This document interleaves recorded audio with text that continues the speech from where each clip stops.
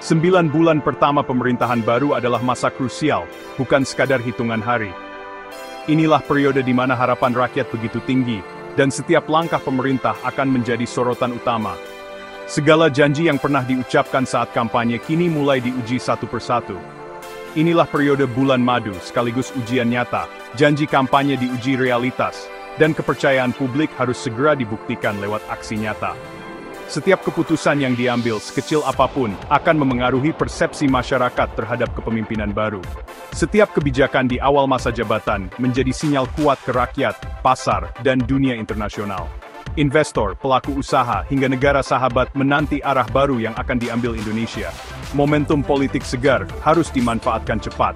Jika tidak, energi akan memudar.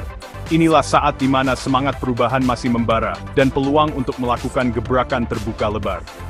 Disinilah prioritas pembangunan dirumuskan, arah kebijakan utama ditetapkan, dan program andalan mulai diperkenalkan. Setiap langkah awal akan menentukan seberapa cepat visi besar pemerintah bisa diwujudkan. Kesalahan di fase ini bisa menimbulkan resistensi dan menghambat agenda besar ke depan. Ketidakpuasan publik bisa tumbuh menjadi gelombang kritik yang sulit dibendung. Masyarakat pun semakin kritis, menilai apakah pemerintah benar-benar berpihak pada kepentingan rakyat, atau hanya sekadar melanjutkan rutinitas lama.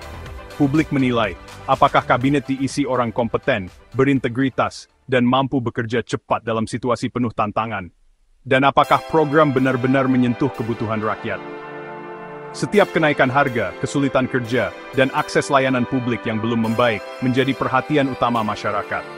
Layanan publik yang lamban, kemacetan, dan harga kebutuhan pokok yang melonjak, jadi rapor langsung bagi pemerintah. Setiap keluhan adalah sinyal yang tak boleh diabaikan.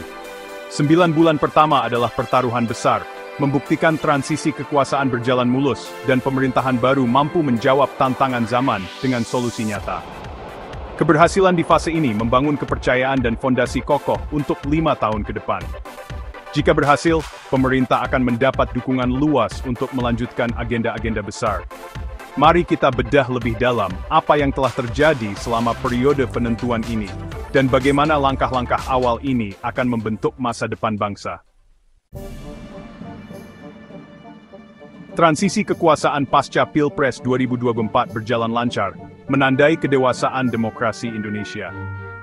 Proses ini menjadi bukti bahwa masyarakat dan institusi negara semakin matang dalam menghadapi perubahan kepemimpinan. Tidak hanya sekadar pergantian presiden, namun juga momentum untuk memperkuat kepercayaan publik terhadap sistem demokrasi yang telah dibangun selama puluhan tahun. Tim transisi segera bekerja, menyiapkan serah terima jabatan dan menyusun rencana pembangunan jangka menengah nasional sebagai kompas 5 tahun ke depan. Mereka juga melakukan koordinasi lintas kementerian dan lembaga, memastikan tidak ada kekosongan kebijakan di masa peralihan, serta menjaga kesinambungan program prioritas nasional. Setelah pelantikan, perhatian publik tertuju pada pengumuman kabinet, cerminan arah dan prioritas pemerintahan baru. Setiap nama yang diumumkan menjadi sorotan karena publik berharap kabinet ini mampu menjawab tantangan zaman dan membawa perubahan nyata. Kabinet adalah hasil kompromi politik dan kebutuhan teknokratis. Politisi koalisi berdampingan dengan profesional dan teknokrat. Komposisi ini diharapkan mampu menggabungkan kekuatan politik dan keahlian teknis, sehingga kebijakan yang dihasilkan tidak hanya populis, tetapi juga berbasis data dan analisis mendalam. Keseimbangan ini penting agar kabinet solid, bukan sekadar kumpulan individu.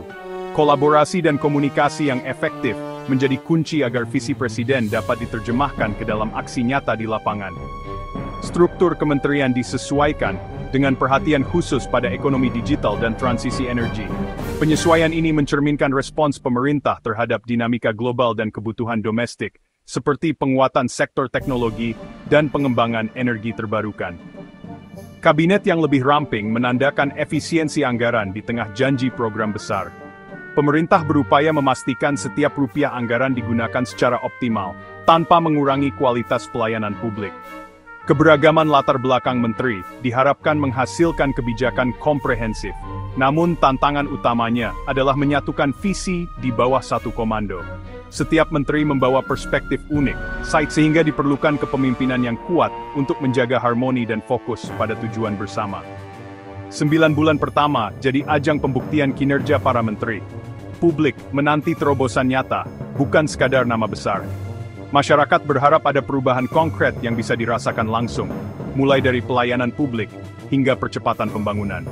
Soliditas kabinet akan menentukan kecepatan eksekusi janji-janji pemerintah. Hanya dengan kerjasama yang erat dan komitmen tinggi, pemerintahan baru dapat mewujudkan harapan rakyat dan membawa Indonesia melangkah lebih maju. Pemerintahan baru langsung fokus pada stabilitas ekonomi dan pertumbuhan, menyadari pentingnya fondasi yang kuat untuk menghadapi tantangan global dan domestik. Langkah-langkah strategis diambil sejak awal, memastikan arah kebijakan fiskal dan investasi tetap konsisten dan adaptif terhadap perubahan zaman. Pengendalian inflasi menjadi prioritas utama, dilakukan melalui penyesuaian subsidi yang lebih tepat sasaran, dan operasi pasar yang intensif. Bank Indonesia berperan aktif menjaga stabilitas nilai tukar rupiah, sehingga daya beli masyarakat tetap terjaga di tengah dinamika ekonomi global yang penuh ketidakpastian. Investasi digalakkan dengan reformasi regulasi yang menyeluruh dan digitalisasi proses perizinan, memangkas birokrasi yang selama ini menghambat. Pemerintah juga memperkuat ekosistem investasi agar lebih ramah bagi pelaku usaha, baik lokal maupun asing.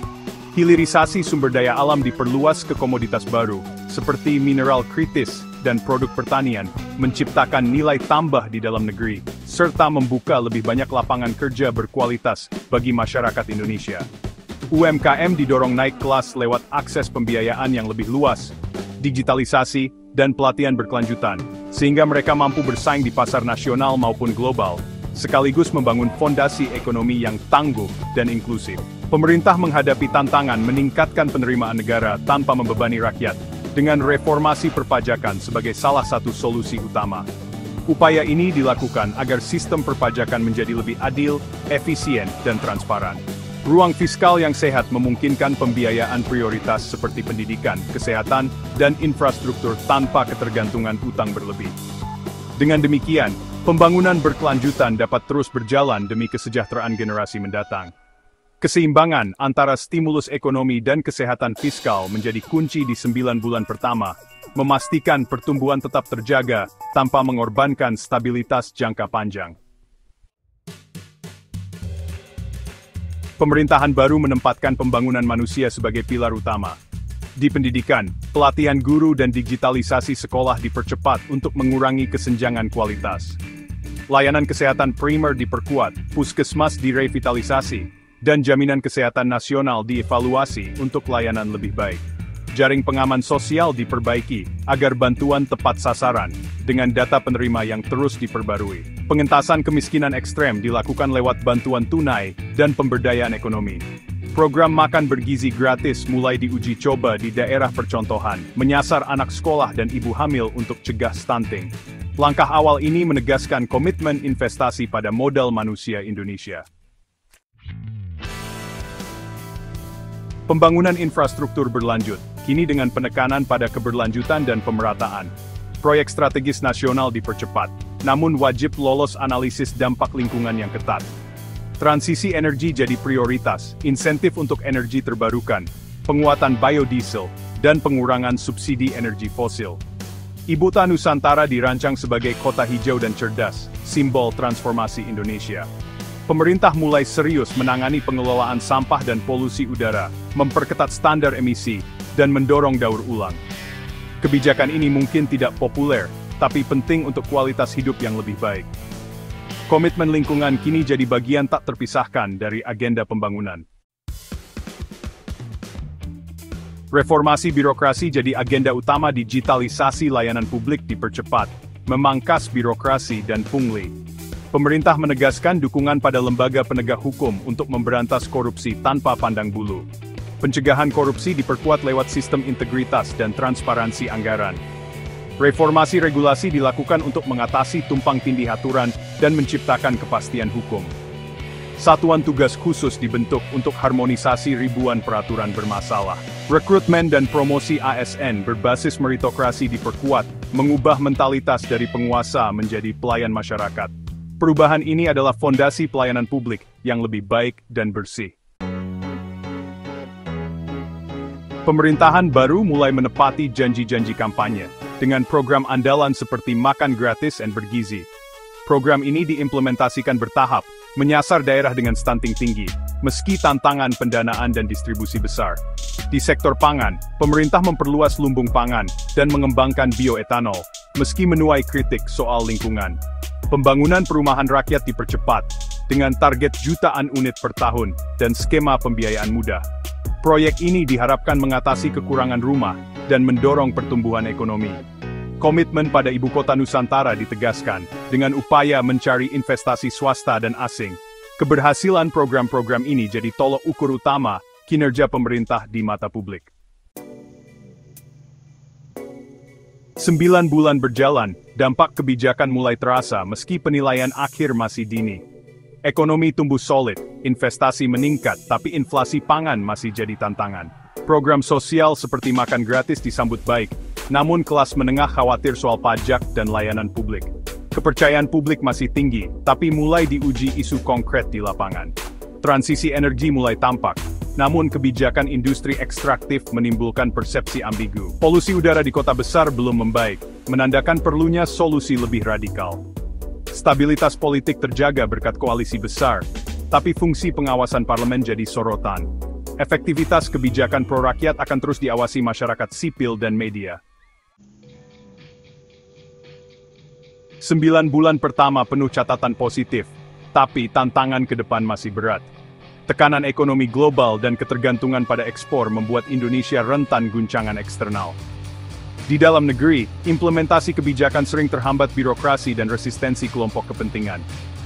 Program ambisius butuh kapasitas logistik dan pengawasan ekstra untuk berjalan efektif dan bebas korupsi. Keberhasilan tergantung pada kemampuan pemerintah belajar, beradaptasi, dan transparan dalam komunikasi. 9 bulan pertama adalah babak pembuka narasi besar masa depan Indonesia. Fondasi kuat akan menentukan kemajuan 5 tahun ke depan. Setiap kebijakan dan langkah pemerintah menjadi bagian dari warisan sejarah yang akan terus diawasi rakyat.